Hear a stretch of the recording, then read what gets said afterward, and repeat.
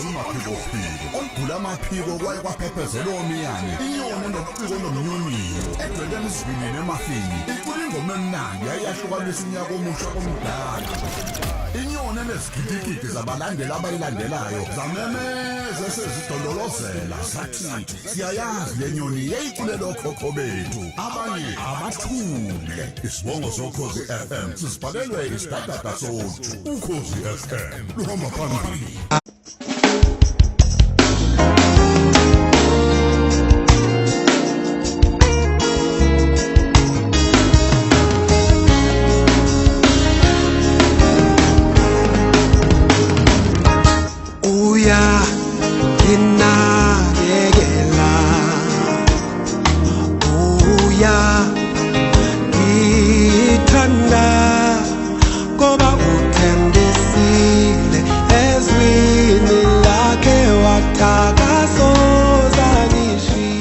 Sawona mbukeli woKhozi FM TV siphinde futhi sikwamukele kwesinye isiqephu kulolu hlelo oluzicawucawu kade ngangifuna ukusho njalo siphinde futhi sikwamukele kule episode yanamhlanje lapho ngizobe ngikhuluma khona nengqalabutho inkunzi malanga ngiyikhonzile lensizwa sake saxoxa kudala sikhuluma ngocingo sikhuluma ezinye indaba zethu kodwa ke lensizwa ibuya le iwumkhaya wo Big Naz ibuya NUZ insizwa kaCele isibongo sayo sengeke ngathi nami ukudlala ngaso ngiyinkosi yabo Cele kwesinye istory engangidlala kuso ngangithi mangiqhamuka kuthiwa makaye bese kude yangani yami yayidelela yayithi my guy mayikhuluma nami bese ngiyithethisa ithi zokushaya wena ngani lensizwa ke ingumfundisi manje kodwa iqale uhambo lwayo iyikholwa nje ngoba iphuma ekhaya lamakholwa ubaba engumshumayeli iyacula ke lensizwa yahlabelela isihlabelele kakhulu yazi yahlabelela nako Joyous Celebration angazi uma wayijoyina iJoyous Celebration ngoba nakho iqala ngoCele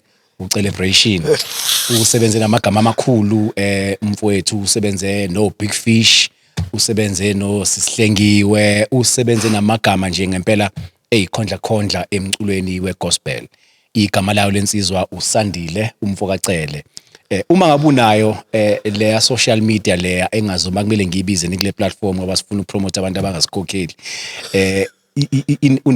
unenkonzo ebizwa ngokuthi Raising the Altar. Ndosi baba Makhaya mfowethu komsengelele yes sir wayivusa yenze njani mayimilisha ihlokoloza Ngiyakwamukela mfowethu kulolu hlelo lwethu uKhozi FM TV. Ngiyabonga kakhulu nami ukuhamba ngize ngifike kulezi inkalo zasokhozi nolumaphiko luhamba so ngiyajabula kakhulu bara ngiyabonga kakhulu ukuthi nibe nami. Siyabonga mfowethu. Ubani uSandile Cele? Lo mbuzo uhamba uvela njalo. uSandile Cele ke uzalwa eMlazi uzalwa ubaba nomama uCele ubaba kasekho ke sanda kumbeka njengoMarch uSandile umagcina kwaCele uSandile useyindodana uSandile abamaziyo bamazi einkundleni zomculo uSandile ubaba useganiwe unenkosikazi nabantwana uSandile usefika esigabeni naye sokuthi abe umfundisi uSandile umngani uSandile ngathini indoda kaUnathi awusuka madoda gede sibanga sikamhlola angwabizanga wonke amagama ekhondla osusebenze nazo ukuze sinikezwe umbukeli wethu ekhaya ngoba kuyaye kwenzeka ukuthi uma ubona enye into udlula bese uzwa kukhulunywa lele 30 seconds baye bathi ongcweti esikhathini samanje i-concentration span yomuntu iwu-30 seconds ivideo yakho nje uboyenza ukuthi isheshe imbamba umuntu ngo-2 seconds ezobona ukuthi ngiyafuna ukuyibuka yonke angifuni ukuthi sebehlangane nalensizwa ethi mayingcoma ifana no tjatha ethi umfana omuhle ngamehlo angifuni ukuthi umbukeli wethu ekhaya ethi seyibonile lensizwa bese esheshe ya scrolla engeza ukuthi iwubani uqhamuka kuphi ngicela nje ungitshela amagama ezikhondla eyinhlanu eziyisithupha ususebenze nazo kulomkhakha weze gospel. Ukungena kwami kulomkhakha ngangena ngeqembu leli laziwa kakhulu iJoyous Celebration. Iziphi ingoma uyileader lapho? Ingoma yami yokuqala engayilida kwaJoyous kwakusakhiwe. Sakhiwe nje. Yeah, kwakusakhiwe ingoma elidwa yinsi esicula lapha nezinsizwe ezinye. Eyesibili kwaba okwami. Abayinto esengisebenze nabo obaba umfundisi uJabu Hlongwane, obaba umthunzi Namba, omama uHlengiwe, obaba uSipho Makhabane, sesabheka saze sabheka nabo kwakufika uYolanda Adams la kwakune inle nto kababa uBishop uJakes wangalena not ngokungena Mega Fest man kodwa yayila eNazareth ngiyikhumbula yeah ontokozo nonqubeko abantu engasebenza nabo nengisasebenza nabo namhlanje endibeni ke yawo umculo wokholo yeah uma ngabe sibuka lapha na koBeyonce mase becula sebebuzwa kuthiwa waqala lapho ucula I started singing in church. Eyakho icareer yokuba umculi yokuba imvumi iqala kuphi? Ngaqala ngicula nodadewethu ku Sunday school. Okay. Uma ube uthisha ke ka Sundays ka Sonto Skole. Saqala sicula lapho ke besibiza amajuba amabili. Sicula lapho nodadewethu sakhula sabizwa sacula emngcwabeni ngiyakhumbula because ngiyadlala ne-keyboard futhi so bese sibizwe emngcwabeni sithwala i-keyboard ke sihambe sisuka kwa AA siye ka Z ufundiswa ngani ukudlala i-keyboard ukufunda i-keyboard indlebe bengizwa nje emsakazweni so kunobhuti obedlala esontweni ayi besidlala nje ngesonto nje namhlanje ekhaya ngesonto kudlala ukhozi so bekuwukuthi khona umfowethu bekade edlala esontweni ube ubhuti ke kimi ngaleso sikhathi ngisawumfanyana ngangiye ngithande mangifika esontweni nje ngifike saqhuma insimbi ngiyohlala eduze kwakhe ngimbuke ngiyibuza idlalwa kanjani lento ayidlala ngibukise so wayinokungikhombisa wangikhombisa kabili kathathu ngayibamba lapho ngase ngihlanganisela kokunye inendlebe ke yangisiza iyona engisebenzele kakhulu kuze kube namhlanje ke so ngayibamba lapho ke ilokhuza ukudlala izinsimbi so besihambe ke sihambe siyocula nodadewethu emishadweni emingcwabeni kangangokuthi kuze kwaba namaqembu emlazi omculo umculo okholo abeze ekhaya ezongicela ukuthi bacela ukuthi ngizobadlalela izinsimbi ngoba makufika lokudlala kwetende bekusakhona ubabu uNJ Sithole besaphila owayemdlalela izinsimbi ngaleso sikhathi uButhulani Hlongwa naye akasekho emhlabeni kusho ukuthi uyena wayidlala itende salibamba lapha itende ngingomunye wabantu ababekade bedlala itende lifika ngoThulani Hlongwa ngayibamba lapho ke kuze kwaba namhlanje umuntu usayidlala i-keyboard yizeke engasekho ke indimeni zotende sesadlala ke zonke inhlobo kwezimculo ke kodwa into yomculo ngingathi into yasekhaya so ukucula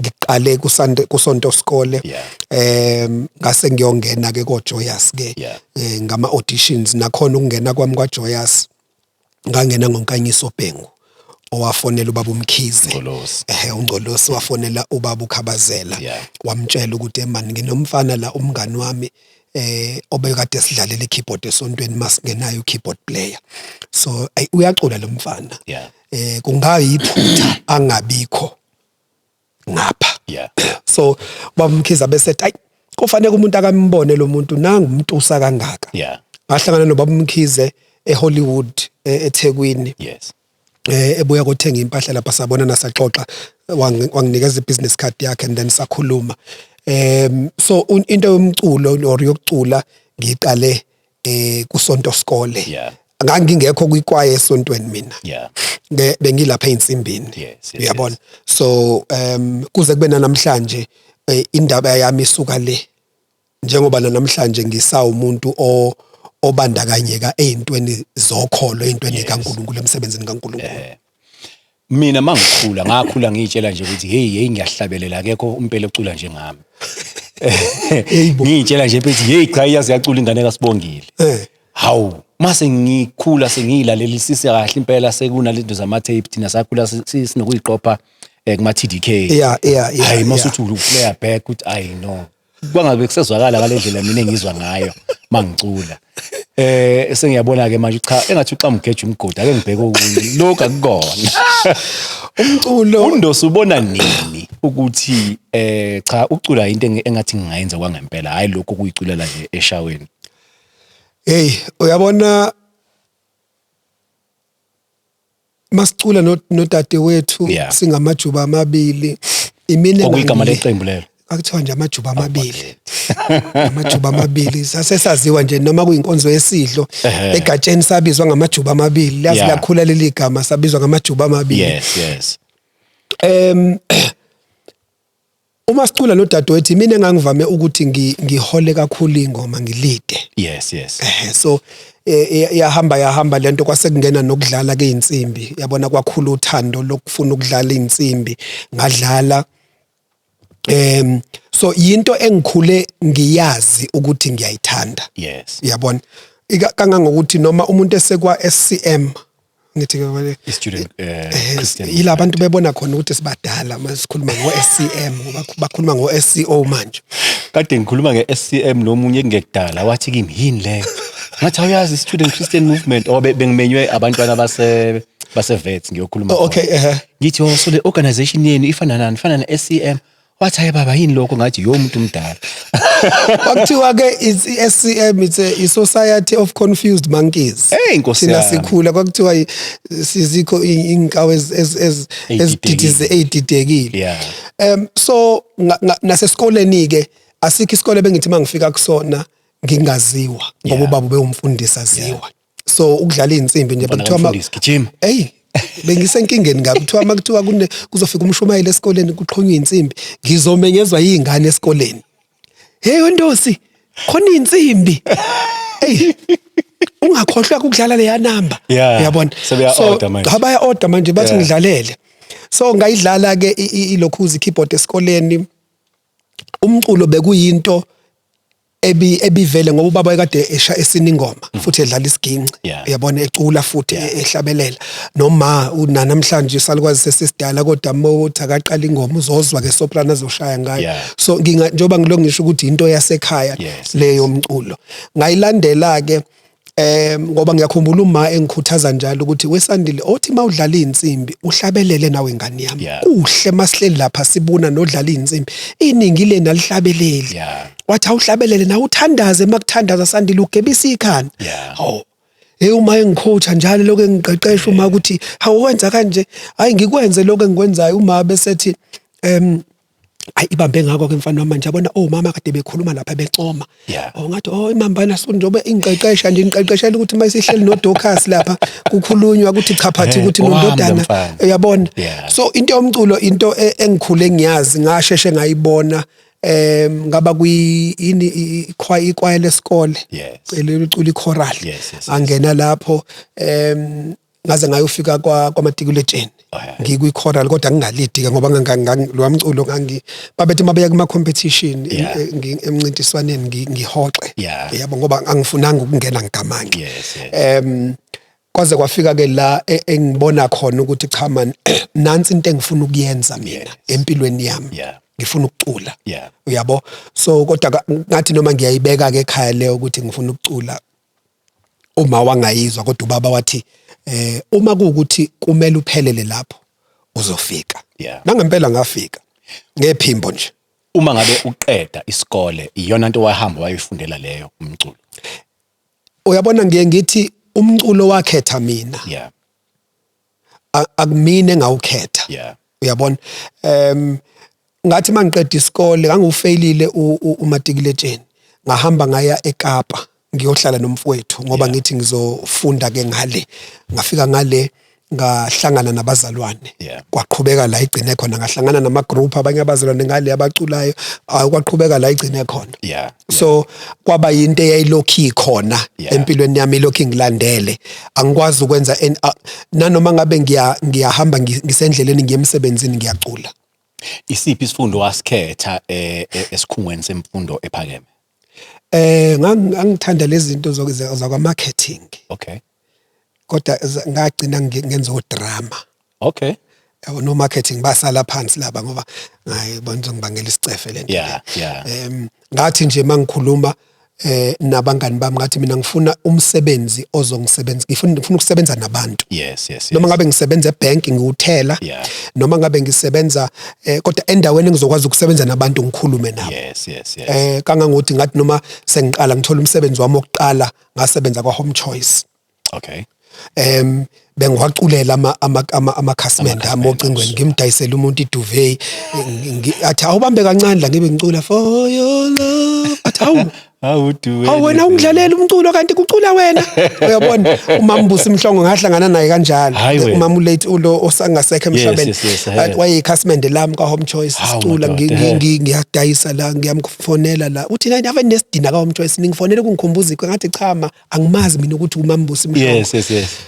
Ngimtshele ezwe ngicula athi hayibo ingane yami uyaculani ngathi ngiyacula futhi ngidlala neinsimbi athi hawu mfana wami athi uyazi ukuthi ukhuluma nobani uthi mina cha uma ubusi Mhlongo umqondo wami wabuya ngithi mama ubusi loculayo athi hayi saxoxa into engange-hour i-call kwakufanele ibe about 20 minutes kodwa kasaxoxa into engange-hour ngamtshela uthe UCT bangirejectile bathi angikwazi ukufunda umculo wathi wengane nami isiphiwo sikaNkulunkulu asinasikole ngawabamba lawo magama wathi ngani yami uma bengakuthathi e-UCT khululeka mfana wami isiphiwo akusho ukuthi awunaso.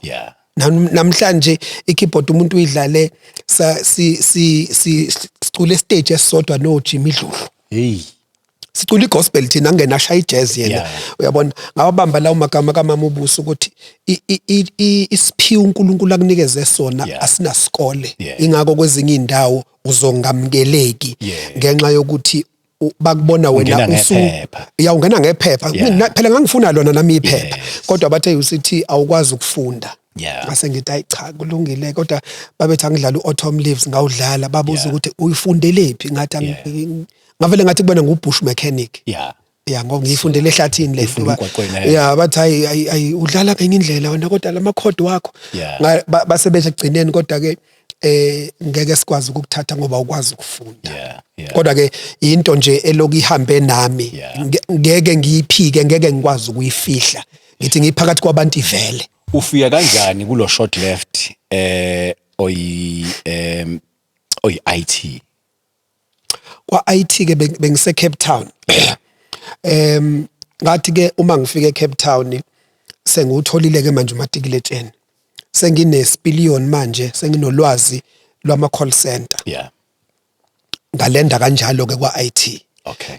Befuna ama consultants ayezodayisa izinto lezi zeza ama computer ke uyabona ngoba ngaqala ukusebenza ewarehouse bangithatha ngaba iwarehouse assistant njoba ngiwolekelelayo la ewarehouse ngase ngibona ipost ithuba lomsebenzi lapha e-call center yabo yakwa IT. Ayike ngoba vele sengiyakwazi ukuhlanganisa icomputer base bethi hayi cha usungakwazi ukuthi uyidayise ngingena kanjalo ke nakhona futhi ngehla istaff azange kube nzima kuwena ukuthi ushiye umsebenzi owawusukufakela imali econsistent ngoba phela ngicabanga ukuthi enye into ebulala amaphupho amaningi ukuthi umuntu ajahe ukuyothola umsebenzi ozomnikeza imali engena njalo ngenyanga ezokwazi nokuhlela into zakhe. Mighty Pie sekuphele 20 years engasalilandelanga iphupho lakhe. Ngixoxele ngobunzima bokushiya umsebenzi oconsistent kanjalo uyokwenza umsebenzi ongazi noma kusasa mhlawumbe uyokunikeza nesinko.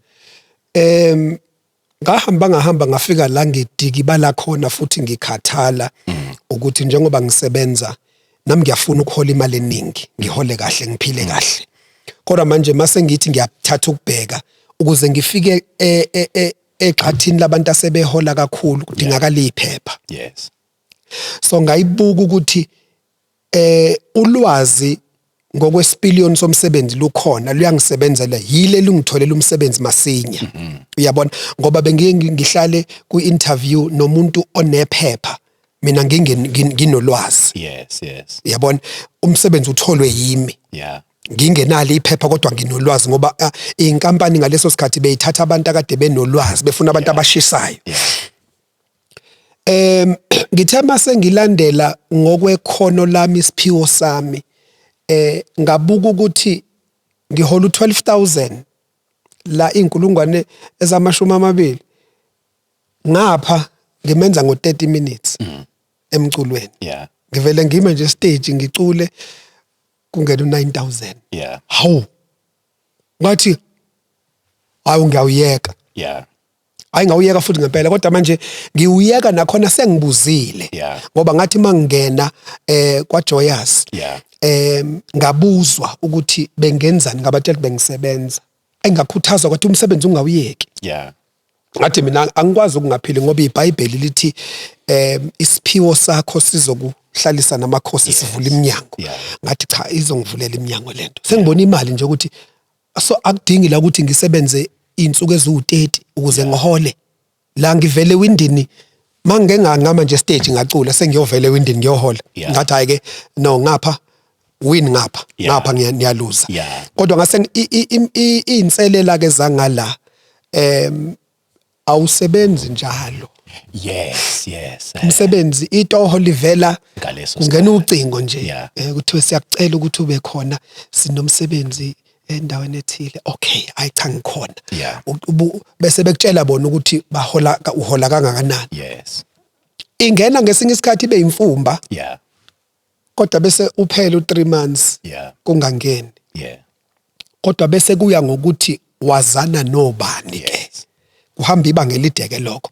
Ikona okungisebenzele mina. Okangokuthi namhlanje ngisasebenza ngisabizwa sekukhetha mina ukuthi ngifuna ukusebenza phi ngifuna ukusebenza nobani ngoba ngenxa yolwazi umuntu alitholile ngokuhamba ngobude bendlela angisaculi nanoma ikuphi angisaculi nanoma ubani. So kuthe mase ngibheka ukuthi ngala Monday kusuka la ngomsombuluko kuya ngolesihlanu ngiyasebenza ngiyazi ngomhla ka25 ngiyahola. Angalazi khali ngalezo. Uyabo la khala ngokuthi ucingo lungene kangaka ucinge enyangeni. So bese uyabuka uthi okay ikuphi engifuna ukwenza ngiyafuna ukubuyela ngicopozile ngapha ngibuye ngiphume ngize ngapha kangangokuthi njengoba namhlanje ngingasekho ke okwangempela sengahamba nje ngathi angisabuyeli ngiyeke sengiqale enkampanini entsha. Umsebenzi engutholile sengiqale uqeqesho. Hayi manje kwasho ukuthi angisabizwa umculo sekuwubizo ke manje lokuyoshuma elindaba zikaNkuluNkulu. Ngifuna ukubuyela kuJoyous Celebration ngoba uke wathi uyithinta kancane kodwa manje usuke wahlokoloza into engicabanga ukuthi ngiyafuna ukuthi sikhulume ngayo ukuthi la Monday to Friday bathi imali yange namhla 25. Ngicela ungixoxele utshele nombukele ekhaya ukubaluleka kokwethemba uNkulunkulu kuloyo mzuzu wokuthi yabona ke uNkulunkulu sengiyawuhliya ke manje lo msebenzi engine sure ukuthi uzonginikeza imali. Ngingakwethemba yini wena ukuthi wenze isiqiniseko sokuthi ingane zami ayilami. Ngicela ungixoxele ngaleso sinqumo ebese ungixoxela nangokubaluleka kokuthemba uNkulunkulu ngaleyo season. Ukufika kokuthi uzuthatha isinqumo sokuthi ukhetha phakathi komsebenzi ozokuholela njalo mhla ka25 nalo ongenawo umhla ka25 ziba umhla ka25 mawusuhola lapha uyabona isinqumo ukuthi kumele usithathe wazi ukuthi wenzani.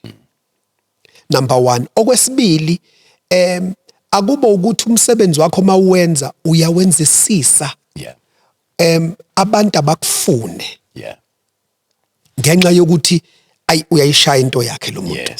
Uyabona so kumele ube umuntu othi noma esithatha leso sinqumo kodwa hayi uyayenza into yakho Yeah. meke bakunika ithuba nje abayisola bakunikeza ithuba bathi siyacela uphinde ubuye Yeah. ngendlela osuke uwenza umsebenzi wakho kahle ngayo Yeah. leli phuzo okhuluma ngalo ke manje lokumethemba uNkulunkulu Yeah. lihamba nokwazana noNkulunkulu Eish. ngoba mawumazi ukuthi uyokunikezela ikhono lesiphiwo ubusucela kuye ukuthi ngicela ungivulele iminyango ezonginikeza engizokwazi ukuthi ngiyokwenza lento ngoba anginqeni ngisho ngangivusa ngo1 entathakusa mawungasuthi angicula anginqeni ukucula Yeah.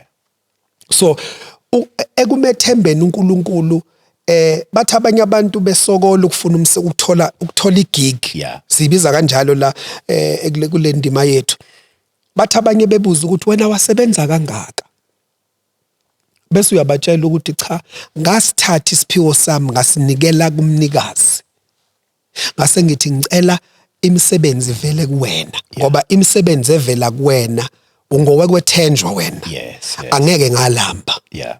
so ihamba nobudlelwano ngoba ngeke umthembe umuntu ongazani naye Inkosi yami.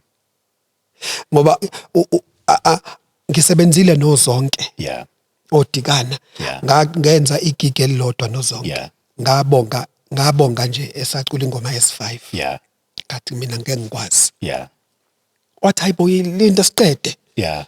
saqeda sasisesentini saqeda hayi ngathi mina Akona kwami lokho. angibizelwe la Yeah. yeah siculela icukuthwane lana inkampani ye end function ayi ngathi cha hayi ngabonga wangihleka wathi hayi wena uyahlekisa wena angikwazi ukuthi ufunani ngathi mina cha ungathola omunye ngoba ngase ngiyibonile into engiyiphethe ukuthi angeke ngiyayithuntubeza mangila Yes. ngayikhethela mina ngangaqhubeka ngoba umsebenzi kodwa kwaba ukuthi isiphiwo uNkulunkulu anginikeze sona ngifuna silinikele udumo yena so manje mangizocula umculo wezwe ngiyacula umsebenzi kodwa manje ngazikhethela mina ekwazaneni kwami nomnikazi wesiphiwo ngase ngithi mina ngizokwethemba wena ngizoya eminyangweni ngiyongena makuvule wena makungavulanga wena ngeke ngingene so kubalulekile ukuthi uma ukule ndima yomculo noma bathi yini entertainment industry Ezaqedisa isizungu. ezaqedisa isizungu kumele ube umuntu owazanayo noNkulunkulu unikele isiphiwo sakho kuye bese kuba uyena okuvulela iminyango so mina ngiphila kanjalo ngiziphilisa kanjalo Asibuyele kwa celebration. Kwa celebration Ukuthi ke ufika kanjani lapha ngoba baningi abaculi abafana nami ababeje nje hey bayayisha lento ababona nje kungavuleki iminyango abagcina bengafinyelelanga la abasuke befisa ukuthi bafike khona. Ufika kanjani ke wena ngiyakhumbula uke wathi halamuzi kancane ngokuthi ushongololo wakuvulela iminyango. Awungitshele nje ngaleso sikhathi usuyongena ke bekwazisa kule genge ephethe omkhize ohlongwane ukuthi kwabe sekwenzekani emva kwalokho. Ngangena ngokuauditionwa awuzwe and ngiyambonga uNkulunkulu ngalokho ngoba uma kwaba ukuthi ucinga unkanyisa alwenza kugcwabe wayesethi angingene ngangohlezi njalo nginesikweletu sokuthi unkanyiso ngiyabonga uyabona kodwa kwadingakala ukuthi ngoba ngathi bengisasebenza eCape Town ngaleso sikhathi ngathola i-email eyayivela komunye wabangani bami ngale wathi uyasikweleta thina sonke njengabangani bakhe eKapa ukuthi uyocula lapha wangithumela nje ama date audition ngokusebenza ngise-Cape Town ngihlala khona ama audition ala eGoli ngase ngithumela ubaba Mkhize email fast ngathi baba naku ngithola i-email ethi ama auditions wathi angikho eSouth Africa siphesheya besihambe singakalibeki ilanga lawo kodwa mayisiphumile idate ngicela uye ngahamba ngafika ngaflyer ngandiza ngafika ngala mangifika ngala ngaya kuma audition ngangu number 208 208 kubantu ababe 1000 inkulungwane Ahlala eNewtown. Liyashisa ilanga. Ngangena kwakuyoshaya u4, ngifike ngo9. Mangena khona ongasekho ubaba uVuyo Mkwena. Ngiyambona. Khona nobaba uHlongwane noBongane kecele. Hlela lapha yakhona nodlala insimbi lapha. Hayi ingene abesethu ubaba uHlongwane.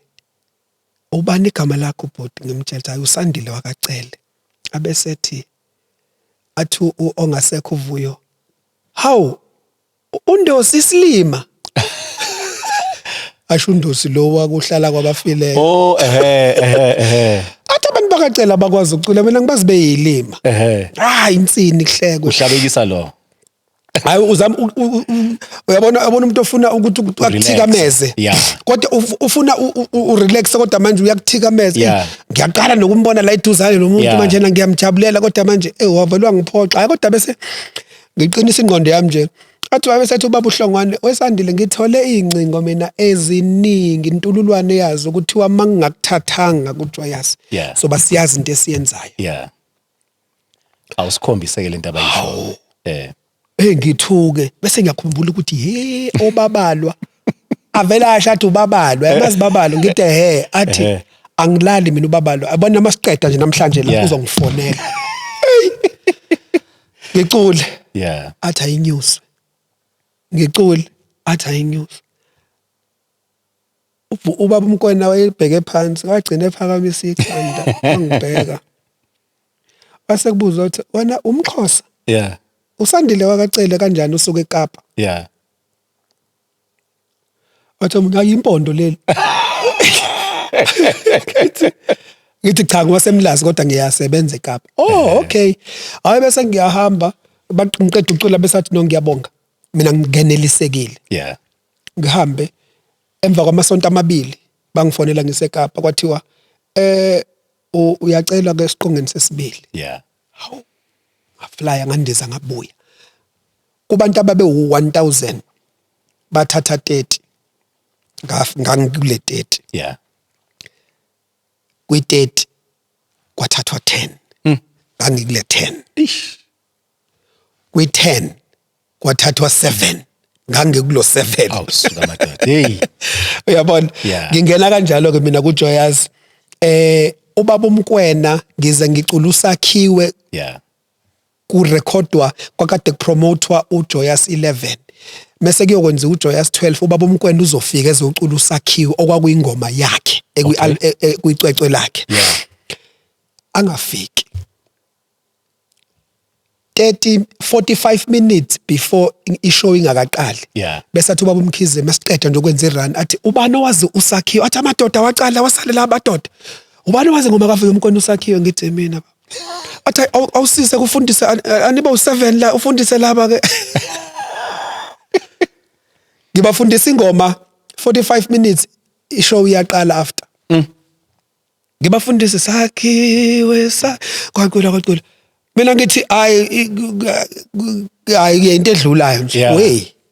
Ngezwe se isiyadlala ingoma lapha simile lapha stage sesiyabizwa izizandla. Athi Mkhize ayibo kanjalo nje sanikezwa ama microphone hayi kathiwa. Yeah. Balide.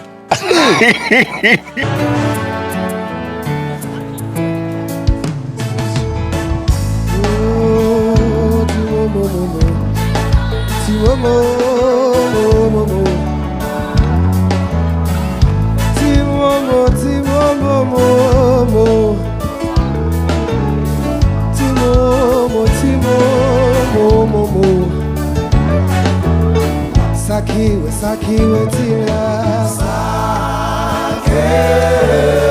Sakhiwe phezu kwesisekelo. Kanti ingoma ezoba nkulu ezongazisa ebantwini akade bengangazi ukuze kube namhlanje makukhulunywa ngoSakhiwe nje kuthiwa hawu uSakhiwe kuthiwa olowabhudi lo. Yeah. Mangena kulezi inkundla lezi engishumayela kuzona bangikhumbula ngoSakhiwe kuze kube namhlanje so ngangena kanjalo ka celebration. Yeah. Awungithi nje halamuzi ngokubaleka kokuthi ngizoyisho ngesilungu le ngoba isisho sesilungu esithi when the student is ready the master appears or the teacher appears. awutshele umbukele ekhaya ngokubaluleka kokuthi lento oyifunayo ube ready wena self qala ukuze uthi makuqhamuka ithuba wenze njengoba wenza ngoba akuzange kuthi ubani owazi usakhiwe bese uyathula because abanye abantu baye basazi Yeah. ithuba selifikile awungitshele ngokubaluleka kokuthi ungabi namahloni ngento yakho futhi ube ready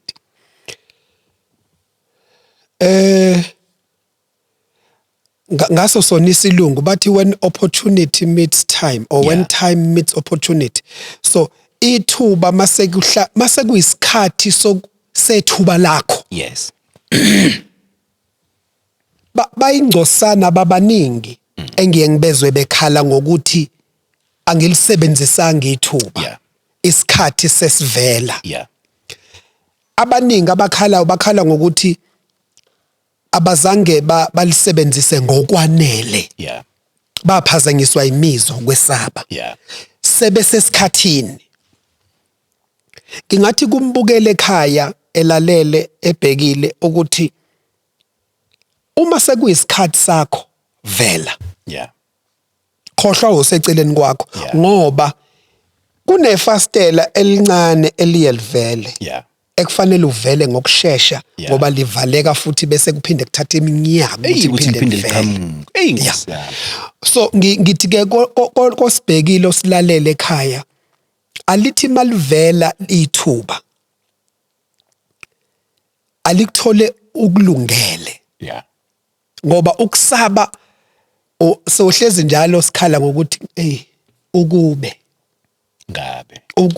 ukube ngalisebenzisa leli yathuba baningi abahlela basibukele njengamanje sixoxa umuntu uyakhumbula ukuthi uyazi ukuthi ngaye ngathola ucingo lwalithi angiye ku-interview ngangaya mina ngoba ngithi angizange ngiyithumele i-CV Nkosi yami ngoba abantu bacabanga khona amathuba azofika ungawacelanga akuwona wonke afikayo esiwacelile khona leli livele livumbuke uthola ukuthi fanele ngivele kuneminyango evule kungangqongqozile kunemthandazo uNkulunkulu ayiphendula ungazange uyithandaze Nkosi yami kodwa umthandazo uzoza omunye umuntu esekutshela ukuthi bengithandazele lento bese uyakhumbula ukuthi angikaze mina ngiyithandazele lento kwenzeke kanjani ukuthi so ngithi kumuntu osibhekile osilalele ekhaya njengamanje hlala ukulungele hlala nje ulindele ithuba ngoba malike lavela kufanele uvele uthi nje ngibonwa yini nakho ke manje abanye la bathi lensizwa bayazi ngosakhiwe abanye bathi bayazi icula ngezinye izilimi hayi ilimi zeingilosi icula ngesiyoruba ecula nangesifrench awungichazele ngala ukuthi wafika kanjani ekuthini uzofunda ezinye izilimi uzucule nangazo ngisebenza kwelinye ibandla umholi walo uhlala eLondon ngokudabuka waseNigeria uMatthew Ashimolowa igama lesonto iKICC ngiphethe lapha kwezomculo KICC kwaMashu KCC kwaMashu khona iKICC ebila eHoneydew la eGoli bengo music director ne worship leader yakhona kwakunodlala isiginci lapha abambiza jazz maestro uKhunle Ayo Nkuzimalanga ngiyamazi besinayi ku worship team uKhunle ngithola ithuba lokuthi ngiyoqopha nami icwecwe ngibonwa umzalwane esontweni uyabusiseka njalo masihlabelela yabona azasho athi uyazi uyangibusisa wena bhuti awu lenkosazana igcine iloku ingcizelela kungani ungenale lakhe icwecwe ngimtshela ukuthi kuyakhokhwa lapha ukuze liphume icwecwe ngoba athi kanti kukhokhelwa ini ngimlandisa ukuthi kufanele ube nemali yokukhokhela istudio leso zobe uqophela kuso uinjiniyela uproducer nabaculi labo zobe usebenza nabo nabadlali beinsimbi imali eningi leyo uyabona phezulu kwalokho fanele mase kurekhodiwe sekuqoshwe fanele kuhambe kuyomixwa ke manje kuyohlanganiswa imali kanti imalini angibuze awuhambe uyobuza Yeah. wenza ulwazi ayi ngihambe ngiyokwenza ulwazi hayi ngibuze ngibuka okhuni lathi ukhuni la imali engaka Yeah. hayi ngiqophe nami athi hayi uhamba kuye studio sizoyibona imali izovela lapha ngene ngempela studio abuze ingoma ikhona yebo zikhona ingoma ezakho noma uzocula ama chorus ngathi hayi ezami ngizoyibhala Yeah. ngizocela futhi nabanye abafowethu ngoba ngifuna ukuthi manginikeza abantu icwecwe lami lokuqala ngibe ngibanikeza into esike abake bayizwa Yeah. yabona athi uhambe ngelanda studio ngempela akhipha imali akhokhele laba ngiqophe ngempela studio ubese ke ukhundle ngimcele ngithi ngicela ungiphi ingoma Yeah. ibandla ke lelana leli bengikhonza kulona bekunabazalwane beyilwimi ngezilwimi Yes. ukhunle besathi noma nikhona ingoma enginayo ngayibhala kodwa izodinga ukuthi imnandi ngolwimi lwethu Yeah. bese ngithi mina nginqena ucula ngolwimi lwenu ngifundise Yeah. isiyoruba Yeah. abese angitsheleke ayibhale phansi ayihlabelela kwitiza ngilale insini mina ngoba phela legenge yangalena yabona manje sithobheka manje ngithini manje angichazele bese ngiyizwa bese ngiyicula ngabe sengikhumbula umuntu untombazane besinayo kwi-worship team obekhuluma isi-French Yeah. ngathi ithini lento ngesi-French Awusuka madoda. wavele wachazeka wathi hawu wena mahlonde so mangimbuza ngithi mina awungiculele ngesi-French ungithumele lento ngifuna ukuyizwa ngimthumele ayithumele ngayithatha ngathi cha ngizoyifaka ke leya uyabona ngiwumZulu mina wakwaZulu Natal mese ngizozwakala sengicula isiSuthu ngicule isiYoruba ngicule isiFrench uyabona kuyahlabahlosa kuyachaza ukuthi hawu hayiqhala umuntu usehambile ngaleso sikhathi abanye abangazi bazothi sengibuya ngisho eFrance ngibathi ngithi hayi no kanti iFrance izekwena hayi iFrance izela kimi sengiyacula so kufika kanjalo ke lokho ukuthi ngithola ingoma engizoyicula ngesiYoruba okulwimi lwangale Nigeria ngase mina ngithi asithi thasi nezinye izilwimi as well ukuze abantu bathi noma beyidlala ngale ngoba umculo ngithi kule inkundla zokuthenga bayawuthenga nabahlala ngale kwezwe lethu so ngifika kanjalo ke lapho ekuthenini ngingene nakulezi ezinye izilwimi futhi mbukelo wami ekhaya ngithemba ukuthi uyayizwa le ndoda umfuka Nkomo Sengilele ukuthi uthi uhambo lwakhe nekhono lakhe kumsize kanjani ukuthi abe ready noNkulunkulu umsize kanjani amvulele eminye iminyango ngoba nayo bese ready ziningi izinto eziza kumuntu osewenzile umsebenzi ekuthiwa lento ekuthiwa igroundwork uma kukhona into oyifunayo emhlabeni kunomsebenzi kumele wena uwenze kuqala andikuba uNkulunkulu akuvulela iminyango njoba nami ngikuvulela umnyango nje singena ezitolo.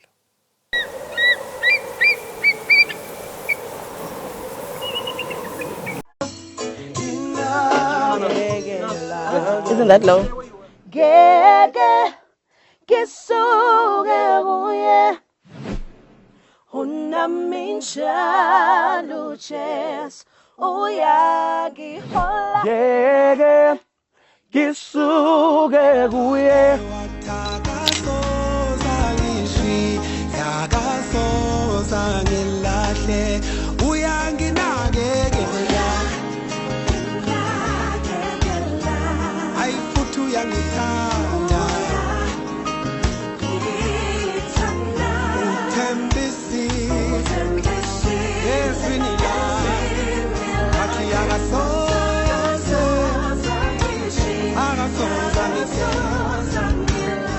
Gege kisuke kuye uyangihola emadlelweni aluhlaza.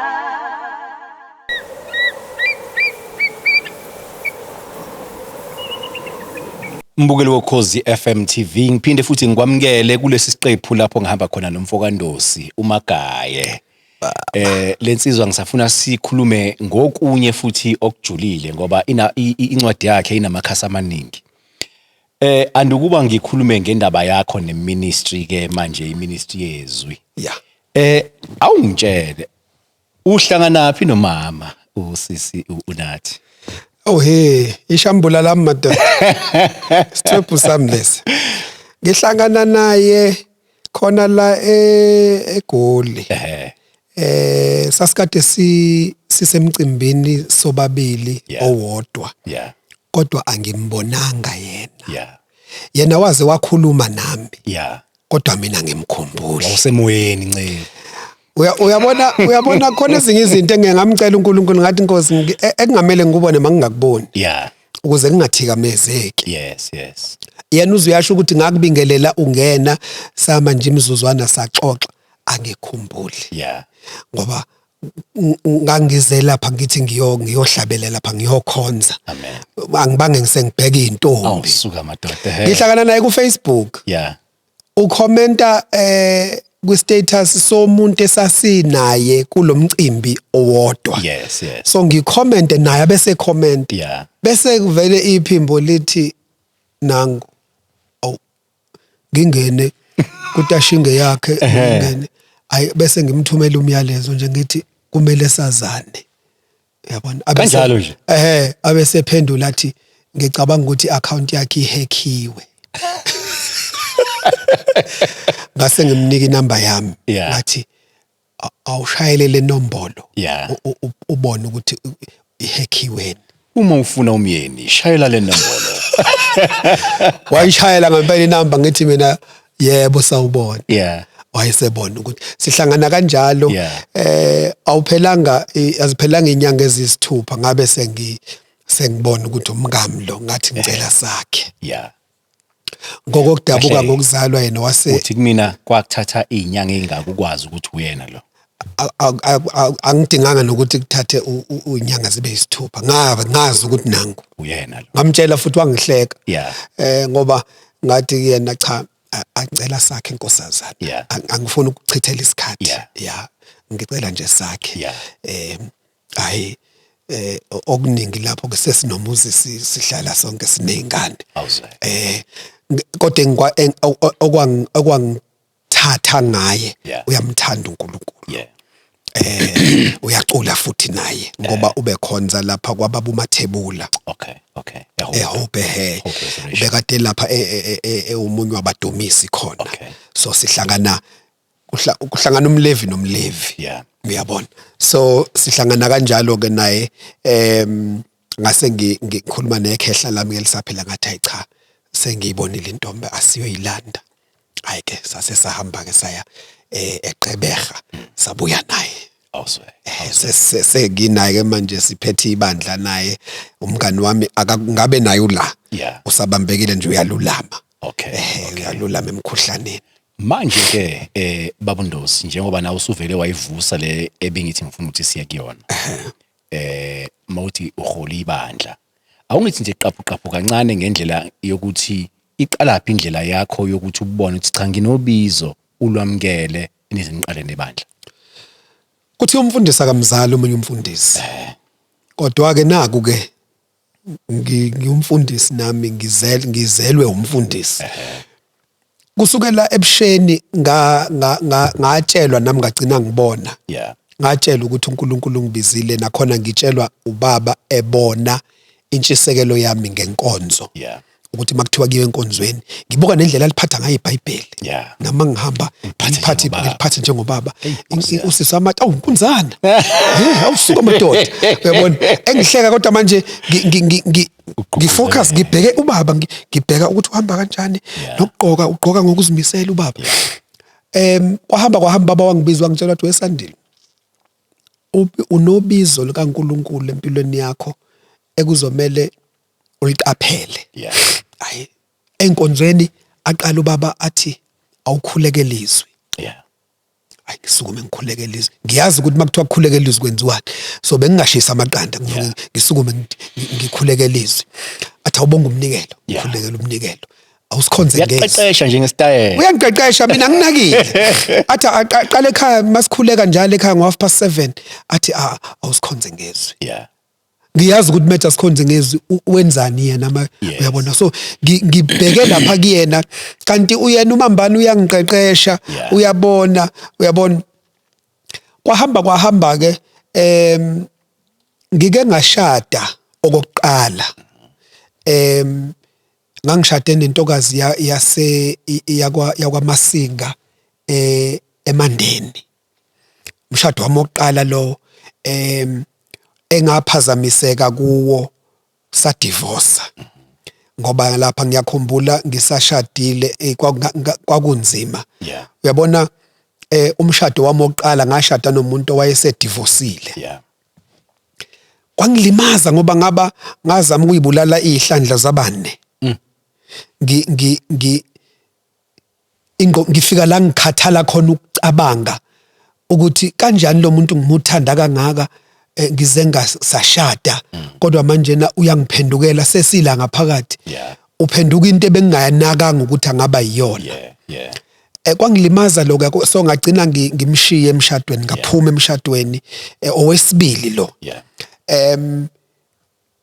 Indlela yami ibe indlela yomuntu obiziwe wena wabona uJoseph eBhayibhelini ngoba uJoseph wangena emgodini efakwa abafowabo nami ngake ngangena ejele kuthiwa ngidlwengulile ngangena ejele ngangifunda uStandard 9 yangiphazamisa esikoleni leyanto kuthiwa ngidlwengulile ngingakaze ngidlwengule umuntu kodwa ke ngomusa kaNkuluNkulu ayaphelela emoyeni into yakhona ngazithola nami ngisejele. So ngase ngathi mangiyibuka impilo yami izimo engidlula kuzona ezibhlungu nezihlambalazayo sagcina yilokhu zikufakazela ukuthi umuntu obiziwe indlela yakhe uyadlula ezintweni ezinje. Uzodlula emlilweni uzobhecwa uyabona ngagcina ngikwamukela ebhlungwini ukuthi ngibiziwe. Kodwa ngase ngithi ngilinda isikhathi ke manje sokukhishwa uNkulunkulu esengiveza esekhipha kwi-cave of Adullam ngoba usuku wedwa emgedeni. Ngakulinda ke lokho ngikhonzile emabandleni ngisebenza kuwo amanye amabandla engiqasha ukuthi ngidlale insimbi noma ngihlabelele ngibe worship leader. So ngalibuka uhambo lwenceko ebiziwe because thina abadlali beinsimbi sisondele kakhulu kuba kubefundisi. So bengiloko ngibabheka befundisi engisebenzisane nabo ngiyibuka indlela yakhe ngibuke uyabona ezinye izinto uzubone nezinto engafanele uyibone eziwubuthakathaka buka mfundisi wakho kodwa ngenxa yokuthi ubaba kuwe uzozifihla ezinye izinto uyithalalise kodwa ngagcina ngibona ukuthi okay kusho ukuthi ubizo uhambo lomuntu obiziwe aluvamile ukuba mnandi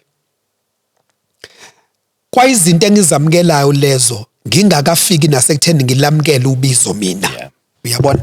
So ngahamba nami safika isikhathi sokuthi ngiqala umsebenzi kaNkuluNkulu kodwa ngaqala ukushumayela esitimeleni eKapa la uNkulunkulu wangivusa khona ekseni ngo5 ngabo 4 wangitshela ngefayela ukuthi umuntu ephila emhlabeni unefayela la kubhalwa khona zonke izinto eziyimisebenzi azenzayo ephila.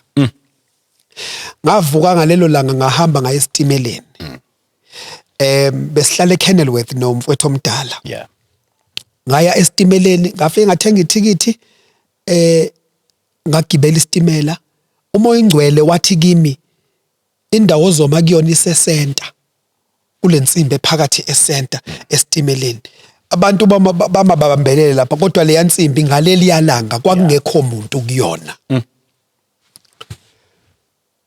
Ngisekapa kukhuluma isiXhosa la ukuze abantu bonke bangizwe ngoba esitimeleni khona belungu khona amakhaladi khona abantu abamnyama kufanele ngikhulume isilungu. Ngikhulele eMlazi mina angizange ngifunde ezikoleni zama multi lawa yabona izikole lezi ezingcono kunelezi eziselokishini. Kodwa ngenxa ukuthi bengumuntu obeyihlupha ngokufunda incwadi singisi sami salungiseka lapha sakhenikheka ngikutshela ukuthi umoya ingcwele wathi ngihambe ngiyoma lapha khona lolo thando lweyincwadi lwalitshalwe uye ngoba azi ukuthi luzovunana ngokuhamba kwesikhathi. Kunezinto ezenzakala empilweni zethu ezingenza umqondo mazisenzeka kodwa ngokuhamba kwesikhathi mawumuntu obhekisisayo ubusuhlanganisa ukuthi how kanti uyabona ngoba thina sikhule sazi ukuthi le genge efunde ezikoleni ezikhuluma eMandiyeni uyabona koMowathi Clearwood High bangcono bakhuluma isingisi Durban Boys thina sikhule ngafunda mina ngaze ngaqeda ngafunda eShumayela kaQM Mlazi ngafunda esisho sonke lapha ngasekhaya funda koKhalipho Backtember ngafunda eSwelihle la ngathi ngaqeda uyabona zwele bantu besihlonipha ngoba kuphaswa lapha qhuma iswazi lapha ku-level uyabona uqhuma ngapha nakuthina kodwa hayi ku-level hayi la ngithatha sasiduma isibhaxu lapha nakhona ezikoleni bengilongu ngiwumuntu obeku SCM ngigudla lona ubizo so mase kufika esikhathini ke la ngishumayela khona ngiqala ubaba ekade eshumayela ezitimeleni nami bese ngicina ngishumayela esitimeleni ukushumayela ilanga lami lokushumayela esitimeleni angiyazi yafika nini ekhaya yafika nini egospel African gospel ukade shumayela estation ukuthi usandile useshumayela ezitimeleni eKapa wathi ubaba ibambe ngakho iba isukile wathi ibambe ngakho ngagcina ngilibona nomfundisi ebekade ngingaphansi kwakhe besithi masine inkonzo angiplan athi awusikhonze ngezwe enkonzweni ke manje sekugcwele abakugcwele ngishumayele kuma open air ngishumayela ngiyaqeqeshwa nalapha ngiboni kodwa manje senginalo ulwazi lokuthi indlela yami ihamba la kwafika nami ke la uNkulunkulu engibiza khona ke manje ukuthi ake angiphume umfundisi engamtshela ngangimbize lo ngegama engamtshela ngithi baba bengicela ukuthi ungifake ngaphansi kwekhwapha apprentice ngoba kunobizo ekudala lukhona wavele inceke kaNkulunkulu yathi yazi wendosi mina ngingakurelease ngingakukhulula mina because ngoba vele angifuni ukukubamba ngathi cha baba ngisadinga ukuthi uyabona ungimentorish ungitotobisa ngabona ukuthi inceko ngathuswa manje ukuthi yini ezophazanyiswa manje na ukuveza kwami lokho ngiwundodana uyabona wayesengambulela ke ubaba wathi kimi cha bakhona abantu sandile abazoyibona lento iphathisiwe wena ongakayiboni inkosi yami bese bathikameza bese bekucindezela osheshe usuke kulabo bantu sahlukana nalomfundisi ngangidriver ke ngibuya eThekwini ngiza ngapha eGoli la khuluma iphimbo lathi angihambe ngeCosmos City ngiyoqala umsebenzi ngiyaqala umsebenzi kungakenzeki lokho ngo2014 okunyaka engaqopha ngayo icwecwe lami lokuqala ngangicula ngise stage nabanye abazalwane sathi esahlabelela umzali lapha sizomlandela kwavele kwakhulunywa nje into yathi act of worship ngise stage ngajuluka ngamfoma ngizwa lento ethi act of worship ngizama ukuqalaza ukuthi ubani okhuluma lento yabona ngiyo athi yini ngithi ngimbambe bese ngithi act of worship I just heard someone saying act of wathi yo pastor that's powerful ngikhuluma nomzalwane oyikhaladi ngibhale phansi masiqeda ukwehla stage ngibhale phansi act of worship man ingihluphe lento yini le ngizama ukucabanga uqalaza ukuthi ubani bekhuluma lento fast forward bese kukhulunywa ke kuthiwa ngisuka eThekwini lento engiyibhayile phansi ihleli la engqondweni yami act of worship lo nyaka engishayela ngawo ngibuye ekhaya ngiza ngapha eGoli bese kuthiwa ngiqala umsebenzi le iphimbo lingiyalele direct ukuthi angihambe la ngize ngifike ngempela endaweni ngiyithola indawo ngiyinikwe indawo ngingakhokhiswa ngibeka ama-poster imvuselelo ngiyakwazi ukubeka imvuselelo ngikhule kubantu ababeka imvuselelo open air ngeke ungitshele ngayo Shumayele basindiswa abantu uNkulunkulu aveze ngiqale ngibona izinto manje sengisondezwe sekhona nami umprofeti waseGhana engisondezwe kuye ngihlangane naye ngonkanyiso bekhonza lapha yabona nami ngiqale ngibona izinto manje lezi ezibona abaprofeti ngikhuluma izinto ezizokwenzeka ngempela zenzeke kodwa ngingayithathi ke ngokuthi ngumprofeti. Yeah.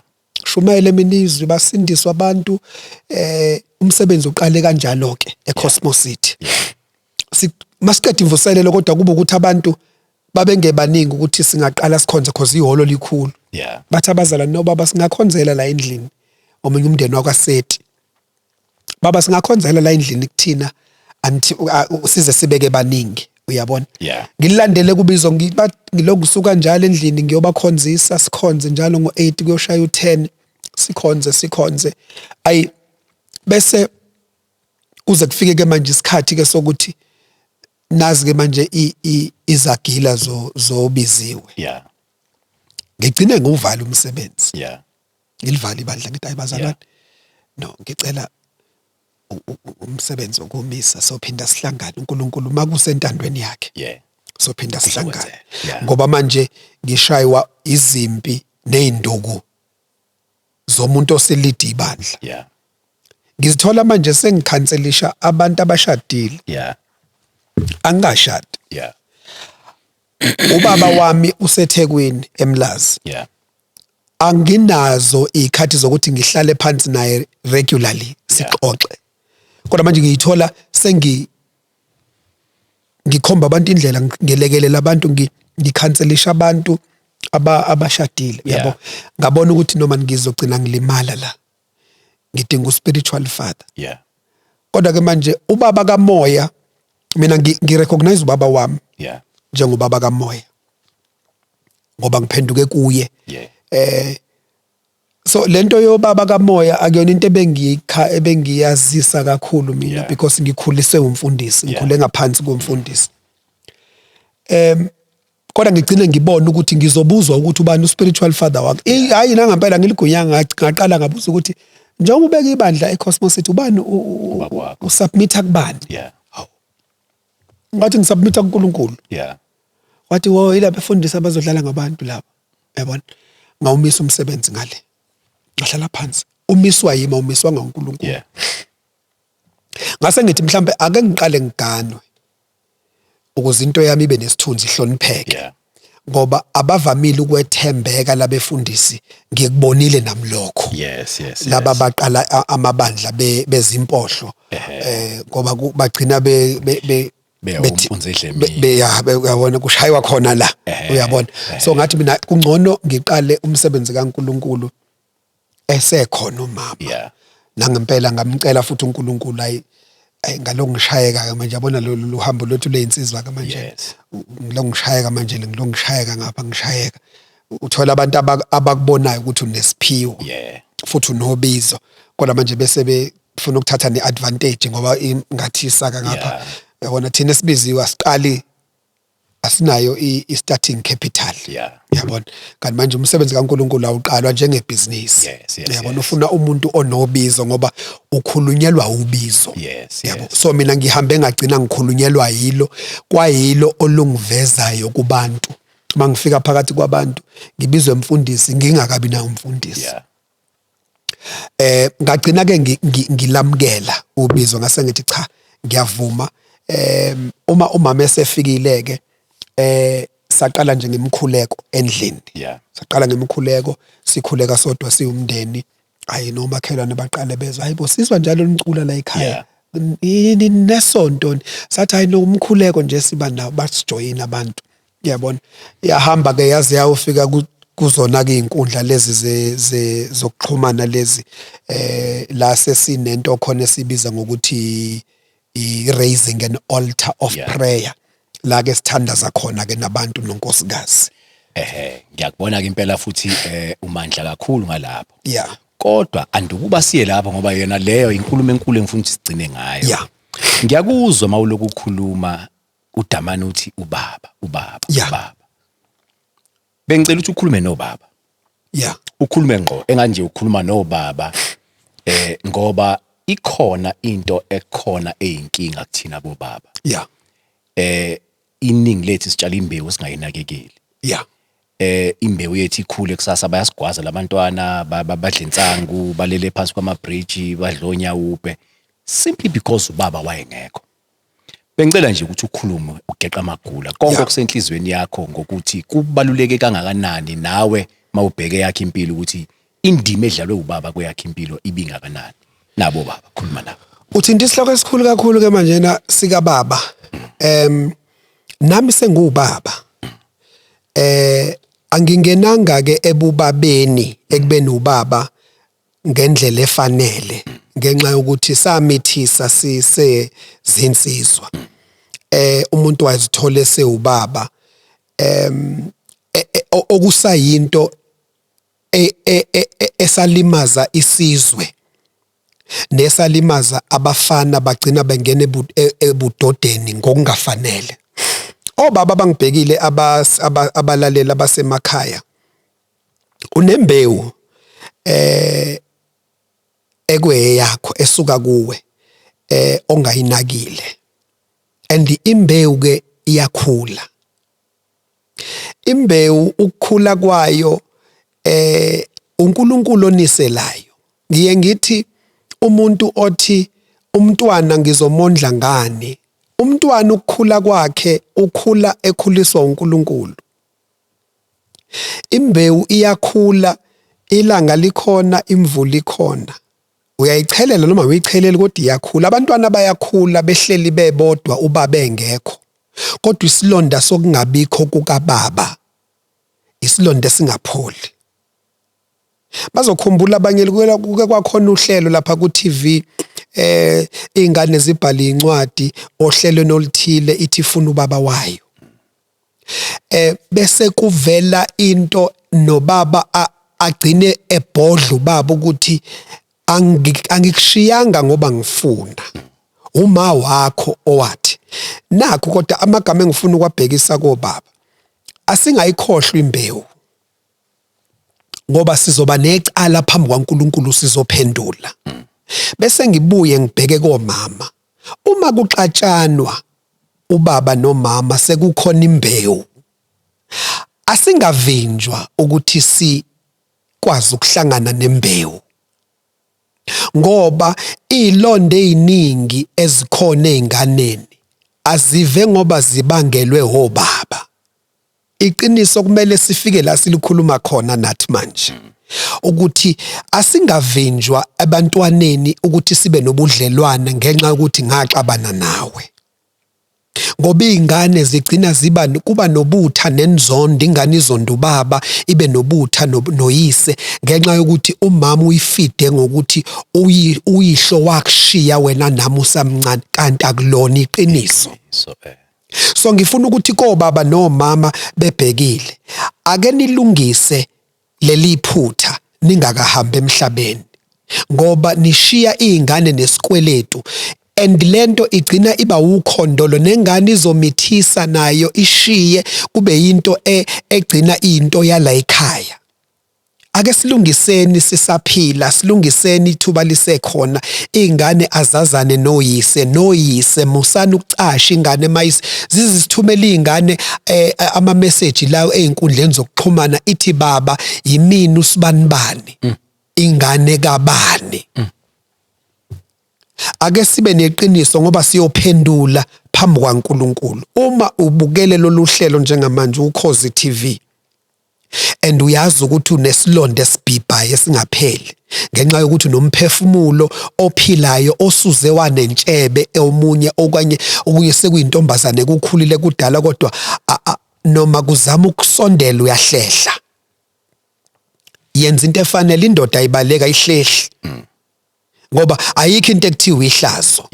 Awukulungise wenza into efanele, mama lungisa wenza into efanele. Ngiyabonga Ndosi mfowethu. Bengifuna ukuthi sidlule kulento ngoba ngiyabuza ukukhuluma indaba ukuthi ubaba wangenzela ukuthi ubaba wangicoacha, ubaba wangiqondisa. Ibhlungu into ukuthi sekumele manje uyoganwa. Ebese kulindeleka ukuthi ube ngumyeni kodwa ungakazi ubona ukuthi umyeni wenzani uyini. Uzoba umyeni kanjani ungenayo ukhule unganayo baba? Angenze ukuthi umyeni wenzani. Angenze isibonelo nje mfowethu. Umkami ngimthole nabantwana abathathu, nami nginabantwana abathathu esibathole ngaphandle komshado. Umkami abantwana bakhe sihlala nabo, abakezi. ababili banoyise uyaphila kodwa akafuni ukusondela eduze kwabo ngenxa yezimo zempilo nokushayeka. Yeah. Bakhula bekhuliswa uyise ongabazi abaphumi kimi. Yeah. Kodwa ngoba ngibathola bekhula nonina. Yeah. Ngamthatha uma wabo. Yeah. Ngamthatha nabo. Yeah. Ngase siyabakhulisa manje abantwana. Ngibathole sebama teenager. Kunomfana nentombazane nenye intombazane. Lenye intombazane uyise wahamba emhlabeni. Yeah. Lezi ngane kumele ngibuyise kuzona angizali. Kodwa uNkulunkulu ngenxa yecebo lakhe because ayikho into enzeke emhlabeni isizathu singekho. Umfana lo ngiyamkhulisa ngithi ngifuna umfana mube indoda. Indlela engithanda ngaye unina uyayibona uyafunda. Ngineyikhathi la ngikhuluma naye khona ngimtshela ngithi mfana wami lezi ingxoxo bekungaba mnandi ube nazo noyise kodwa ngenxa yokuthi isimo sikanje ngicela ukuthi uzihluphe nawe. So zisondeze mawugodukile ekhaya mfuna umthole. Uthi hayi baba ngifuna nje ukukubona. Bengifuna ukubingelela ngisho ukuthi no sikhona. Ngoba uzobaleka ethi nifuna imali. Kanti yakho ubudlelwane naye. Ngifuna akhule azi ukuthi indoda iyini yenzani. Uyabona ukuze noma efika esigabeni sokuthi uyaganwa. Kodwa athi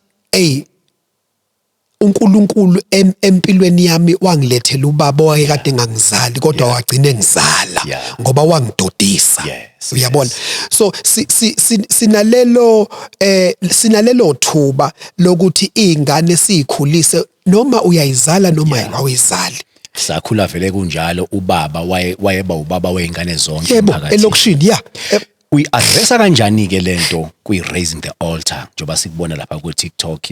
Ngiyafisa futhi ukuthi umuntu ongakayiboni mhlawumbe iministry yakho lapha einkundleni zokuxhumana angena abone ubadodisa kanjani ke obaba, ubasiza kanjani futhi nomama okanye inkonzo ibasiza kanjani abantu ekubhekaneni nezinselelo nje zokuphila njengoba nenza lapha ku raising the altar. Umsebenzi webandla lika Kristu ukubuyisela thina njengabafundisi. uNkulunkulu usibizela ukuthi sibuyise abantu sibalethe kuyena, sibabuyisele kuyena. Ngoba uthi lapha eBhayibhelini ngizele ngikhulisile kodwa abantwana bangihlubukile. Uthi imbongo liyawazi umkhombe wayo nezimvu ziyalazi izwi likamelusi kodwa uthi abantu bami bangihlubukile. Manje umsebenzi wethu njengabefundisi ukuthi abantu bese sibabizile bese siyabafundisa. Ngoba ngiyazi ukuthi kunabantu besilisa abakhule oyise bengekho kodwa ngomusa kaNkulunkulu nangomama abanobuhlakani babakhulisa kodwa ugebe lokuthi ubaba ubengekho lukhona futhi liyezwakala lugcina manje luzwakala seliphumele nasekushadeni nasemshadweni eseganiwe indoda esiganiwe bese manje uthola indoda bathola abantwana la ayikwazi ukuba ubaba ngoba ayikwazi ukukhombisa uthando engalwazanga yona. Ebandleni ke nakule lento okhuluma ngayo yomsebenzi esiwenza i-raising an altar lapha ya ku TikTok. Kwamina bhuti omdala ngisadodiswa ngoba ngakafinyelela ungathuswa abanye bathuswa itashinga yabona bese becabanga ukuthi hey imahambile imamba cha intshebe uyabona bathi intshebe ngaleso sikhathi intshebe isancane kabi isafunda nayo yabona nginobaba ebandleni engiphonsa inselela kubo abantu abasubmit ebandleni engiliphethe ngokomsebenzi kaNkulunkulu ngiyabatshela ngithi yebo ngumfundisi kodwa ngisawundodana kunina. And ngiyadinga ukuthi ningidodise namadoda azofika la enkonzweni ezokhonza ngoba ethi umfundisi ayicha uyalibeka izwi kodwa umfundisi udodiswa ubani bakhona obaba bakhona amadoda la ake sihlaleni phansi nisidodisa ukuthi umuzi wakhiwa kanjani. Ngiyabonga ukuthi awuyena umfundisi obizo obaba bethu ngomayisana la ayiphuthe elikhulu kabi lelo athi mama wami athi indodakazi never mina kuqhumisa ufisa umama wami ngendodana yakho kahle hey kubamba ngesicima lo no mina ngiyabacela ebandleni sinomama nobaba abezayo abaningi babo ngihlangana nabo ku TikTok Yeah. ubone umuntu ethi sithawu nangu Pamela sengiye ngene manje fast ngithi hayi umama lo sanibonani ingakho manje mangibabiza lapha ngithawu sanibonani boma sanibonani bobaba ngoba la kulezi inkundla sekugcwele abantu abadala ngoba isikhathi seyishintshile. Hey nginokuthuka mina ngibona mhlambe uanti wami thizeni ngithi ha anti usula yeka wena ungakayitholi i-request lapha kule incwadi le yobuso ubona i-request evela kuma wakho hawu ma ufunani la Adelaide ubani Adelaide uthi nhla hayibo ma hayibo lona so mina ngomusa kaNkuluNkulu ngifundisekile futhi ngikhuliswe indoda yeah engifundisile ukuthi ubudoda buyini umuntu wesifazana uyini now indlela ke engidodisa ngayo amadoda lapha ku Facebook kulenkundla yokuthandaza i-raising an altar ngithi asibuyeleni kuNkulunkulu umenzi wethu ngoba awuphelele mawuyindoda ungenabo ubudlelwane noNkulunkulu abantu besimami ibona abaningi einkundleni zokuxhumana yeah ibona basabalele kakhulu ibona basilandelayo kakhulu na kuba mnandi umuntu wesimame eseshadile uhleli lapha ku TikTok kulezi inkundla uyasibheka lapha siyashumayela lapha siyathandaza abese umyeni wakhe yambona wenzani hayi ngila siyathandaza nalabezalwane labo obani laba uyabona manje sebeze nabayeni sebeze bajoyinile bangena bathi ayi le ndoda inomkayo ayi ngoba mina angikweseki kakhulu kuvela kwabefundisi bebodwa avele na kuyipost umfundisi eyedwa kodwa unomkakhe umsizi mina ke umkamula uyabona ngoba ukuze abantu bakwazi ukuthi bakwethembe ezumuholi emphakathini njengomfundisi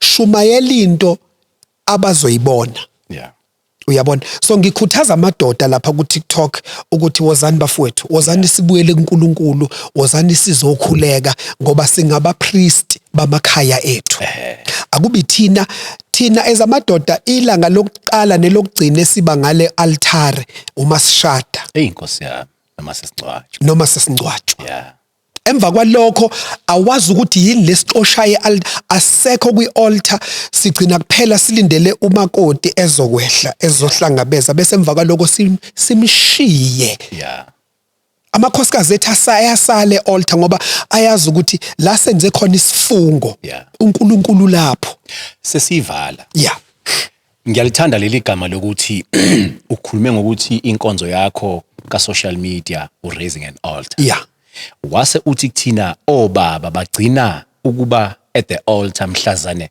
bebuka umakoti ehla okulandelayo kuyobe sekubukwa yena ehla ngebhokisi ngifuna ukuthi uchazele umbukele ekhaya ukuthi sesiyivala iyini i-altar uma ngabe sikhuluma ukuthi we are raising an altar iyini i-altar kubaleka kanani ukuthi njengendoda kube uwe omelela i-altar yekhaya i-altar umsamo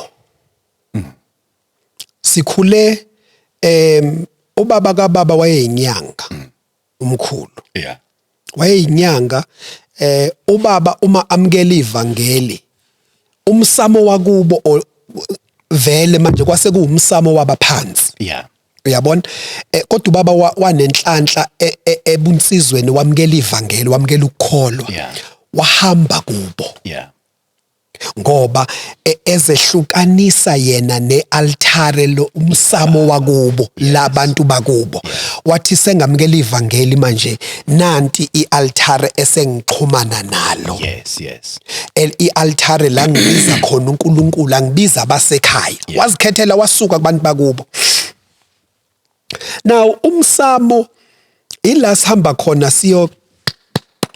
siyocela ushisa impepho awufike emsamo ukhuluma ungayishisa impepho kodwa manje na umsamo thina abantwana bakaNkulunkulu esesikuwo umsamo o isenta yawo uNkulunkulu Kristu uKristu ya. Uyabona kuba nenkulumo mpikiswano ke uma kufika kulena ngoba mina ngiye ngithi isource okuwona mnombo insuka yalo isekelo salomsamo yini umnyombo walomsamo yini uyabona ngoba manje na ngingefune ubaba njengoba besimbeka nje enyangeni kaMashi ubaba into asishiye nayo ushiye noNkulunkulu wasazisa kuNkulunkulu wayesethi uNkulunkulu uzoniqhuba sekungasekho uyabona now umsamo kudingekile ukuthi thina ezamadoda kube yithi esihola imindeni yethu yithina kufanele sihambe phambili kuyemsamo uyabona ngoba ukuze ingane zethu ziqhube lento thina ezisibone siyenza so umsamo ubaluleke kangangokuthi obaba batholakali emsamo baya emsamo baba mase kunesidingo ingakho ubona mase kukhuleka indoda okwazi ukuthi makuthandaza ubaba ekushuthi kushubile because sifika kuNkulunkulu sesiyemsamo sesisey'inkingeni kodwa umsamo asujwayele akuyona impepho esishisayo ekhaya njalo makulalwa kushiswa impepho ngoba abantu abasebenzisa imithi iyashiswa impepho hlala kushiswa impepho ekhaya kuyafika inyanga izophehla uyabona thina zabantwana bakaNkulunkulu ukuphehla kwethu ukukhuleka impepho yethu izwi likaNkulunkulu sikhuluma izwi likaNkulunkulu ngoba emsamo kuyakhulunywa uyabona so ialtare okanye umsamo wethu thina njengamaKristu ila sifike sixhumane khona noNkulunkulu sikhulume noNkulunkulu sazane noNkulunkulu ngoba angikwazi ukuthi ngibe umpristi ekhaya lakwami kodwa ngingenabudlelwane noNkulunkulu ukuze bathi ngesingisi you are as strong as your altar is. Now amakhaya amaningi ayantengantenga ngoba imsamo yawo iyantengantenga. Sengikhuluma ke manje ngomsamo kaKristu okuyilathina sisekelwe khona umnyombo wethu lowo uyabona amakhaya amaningi awamile awaqinile ngenxa yokuthi kuyantengantenga emsamo kungaqina umsamo nekhaya liyama ubaba uma engenawo umsamo la umndeni wakhe okhothama khona ubaba uma engazinikele kuNkulunkulu engazani noNkulunkulu lelo khaya alivamile ukuthi lisimame ngenxa yokuthi umsamo uyantengantenga so ngiyeke ngithi asibuyele kuNkulunkulu ukuze izinto zethu zilunge uNkulunkulu wethu akayena uNkulunkulu weinhlanhla kodwa uNkulunkulu wesibusiso so uma sikhuluma ngealtare mina endlini abantwana bayazi ukuthi ngabafundisa ukuthi manifuna into khuluma noNkulunkulu kuqala ngoba uNkulunkulu ozongipha amandla ukuthi ngikwazi ukunenzela lezi zinto enizifunayo andikubuza ongicela ukuthi baba ngicela ungithengela amateki usukhulumile noNkulunkulu ngoba ukuze kube nemali la endlini uNkulunkulu osivulela iminyango yokuthi kungene imali uyabona ngenzela ukuthi abantwana bathi bekhula bakhule benobudlelwane noNkulunkulu obungagcina budlula ubudlelwane bami nabo ngoba ngithi yazana uNkulunkulu more than mina ngoba nami ningibona namhlanje ngazi uNkulunkulu more than nina ingakho ngingeke ngakwazi ukunitshela ngenye into engengaNkulunkulu ngoba nami impilo yami ngiyibeke kuyena so elami lokugcina babo Mthabela liwukuthi ake siqinise imsamo yethu emakhaya ake emakhaya ame ngomkhuleko ake emakhaya ame ngezwi likaNkulunkulu liyakusebenzela ke izwi likaNkulunkulu uma uzolikhola ungalisebenzisi uma ungalikholwa ngoba ngeke likusebenzele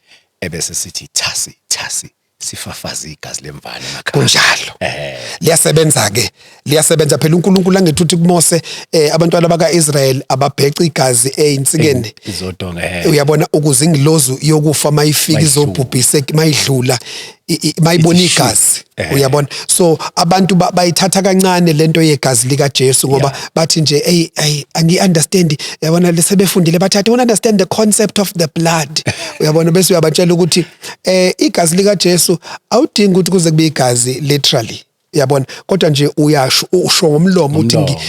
ngifafaza igazi lika Yes. Jesu ekamereni labantwana bami Yeah. ngifafaza igazi lika Jesu egcekeni Yeah. usathane uyalazi igazi lika Jesu Ngithi lamginqa ngeuppercut laphana eGolgotha. mawuthi nje wena imoto yami ngiyikhava ngegazi lika Ngegazi, Jesu ngifafaza abantwana bami. abantwana bami umshado Umsebenzi. wami umsebenzi wami Yeah. icareer yami imali yami Yeah. usathane uyalazi igazi meke wabona nje kunamachaphazelo egazi empilweni yakho ngoba into Akasondeli. yakamoya le Yeah. usathane akasondeli Amen. amen Ngiyabonga kakhulu Mvukandosi. Ba. Usifundise okuningi njengababukeli ekhaya.